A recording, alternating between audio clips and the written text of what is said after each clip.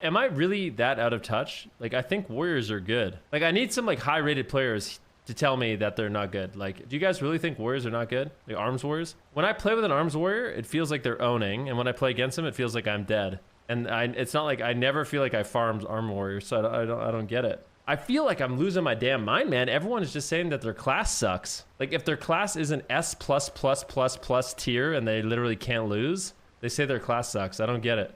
All right, so this is kind of an interesting thread. This is a Reddit thread on World of PvP.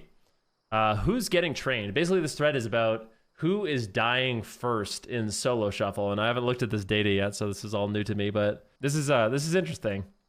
Sample size is super small. Still, I think it's interesting. Okay, let's read. Let's check out what it says. Who's getting trained? Some hard data around the most frequently killed targets. Fresh stats around which spec is the most frequent kill target in each bracket and in each comp. For each spec, the first blood stat shows when this spec loses a match, how likely was the spec the one that got killed first? Here's the stat per spec in solo shuffles. A few takeaways. Is this it? Okay, so here it is. We got all the classes lined up. Now, there's not that many matches. It's not a huge sample size, but coming in number 1 for the classes that die the most, Elemental Shaman. So if you look at this, you can see their win rate. Elemental Shamans have a 47% win rate. You can see their overall DPS, their overall HPS, and then their first blood. So what first blood means is when they lose, what is the probability that it was them that died? So coming in first, we have an Elemental Shaman. Okay.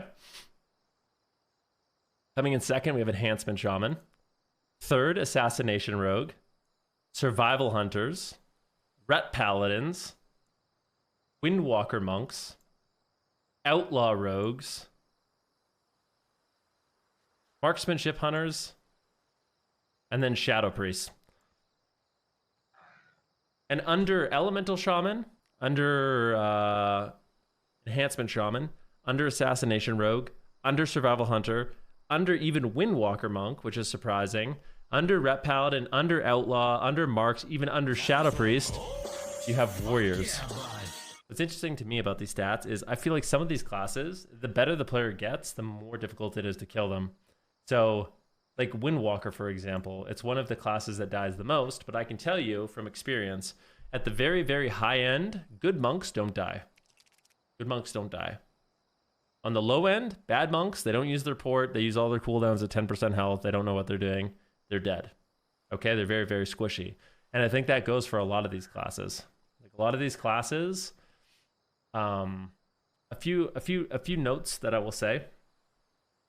I think classes like both Arms Warrior and Elemental Shaman, one thing that I will say about them, which I think is interesting, is I feel like these two specs in particular, when you're low rated in solo shuffle, the most important thing you can do is learn your offense. You have to learn your offense.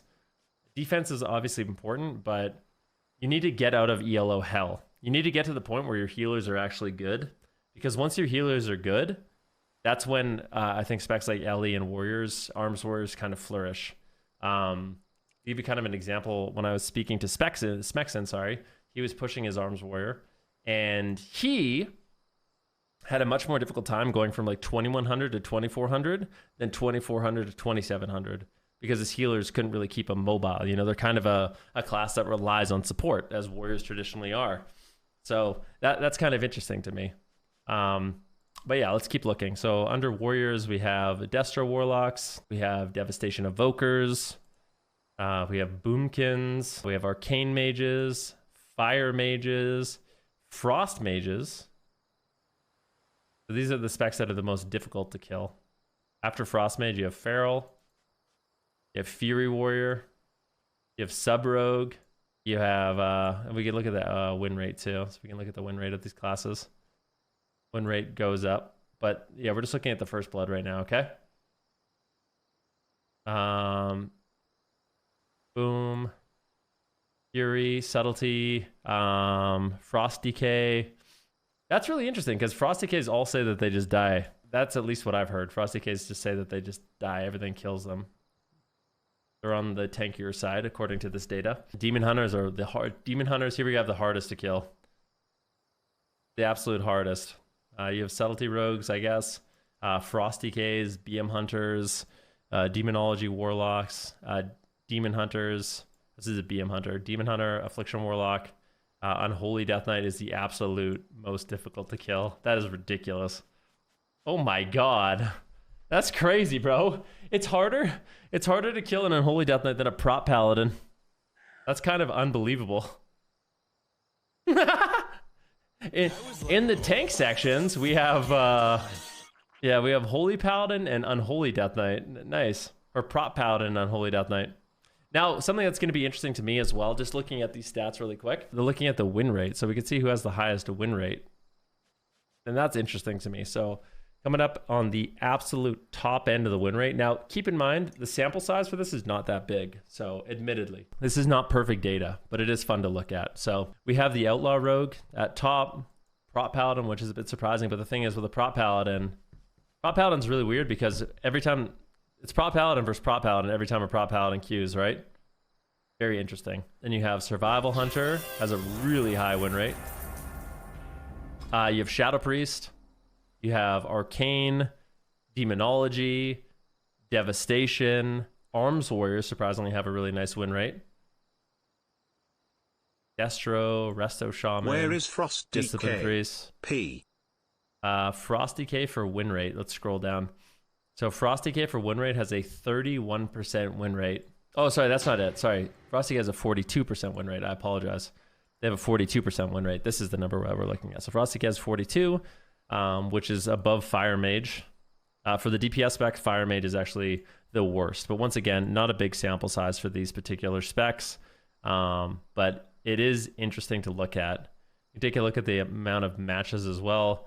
You can see that Druids, Demon Hunters, Arms Warriors, Preservation Evokers, Discipline Priests, and Holy Death Knights, Fear Warriors are up near the top. So yeah, really, really interesting to kind of see, you know, the classes that are dying. The LE Shamans are obviously being trained down, which is a bit surprising, you know, and a lot of, sometimes it's interesting because some of the specs that people say are not tanky are not being targeted very often. So, and then also the data, like this data, for example, where Windwalkers aren't so tanky, what the data would suggest. I think like Windwalkers, if they're really, really good, they become extremely difficult to win. And Windwalker's win rate also kind of surprises me here. But I'm curious to see like what the comments are here.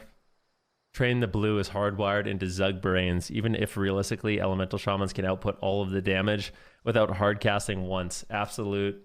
Okay. Longer the Ellie is alive, the higher chance you have to lose. Their damage is so over the top, it's ludicrous. Playing devil's advocate here, Ellie has the constitution of wet paper or wet toilet paper. No self healing, only astral shift as defense. Near perfect definition of a glass cannon. Yep, Ellie Shamans are definitely glass cannons, but with a good healer backing you up, it can be difficult to take down an Ellie Shaman. And it seems like they can kind of find that like counter pressure, you know. These are the type of posts that make it worth subscribing to the sub. Good stuff. Yeah, it was a good post. I agree. As a survival hunter, I can confirm I'm literally the kill target in 90% of my shuffles. Probably still win though, right? You got that nice win rate. So even though, you know, you're being targeted down, you got one of the best win rates right there, over 50%, looking good. And confirm as enhancement, I have no idea what to do. I can run away and heal for a while, but then I'm not doing damage. I'm not sure how to balance the two effectively. I know it's possible to get 2100 plus with enhancement. I've seen the boards. I just want my elite colors. Oh, this is a nice little instruction guide for the shaman. That's cool. As a Windwalker monk, I pray there is always someone squishier than me. If not, I got to play like a god the first two games. So they either switch or we win them. After that, the Zug seems to attach itself to another target. It's really interesting, man. Like Windwalker monks, I think defensively are difficult. Like they're not easy to figure out. It's not exactly obvious. You take a lot of damage. It's easy to panic, but once you actually get really fluid on a monk, they're really hard to kill. Like a monk that's really good with his porting back in, you know, using his walls at the right time, realizing when damage is coming and using diffuse at high health and karma at high health and using Fist of Fury parry defensively instead of offensively. Like it makes a big difference. But yeah, Solo Shuffle has been super fun, and checking out some of this data is really, really interesting.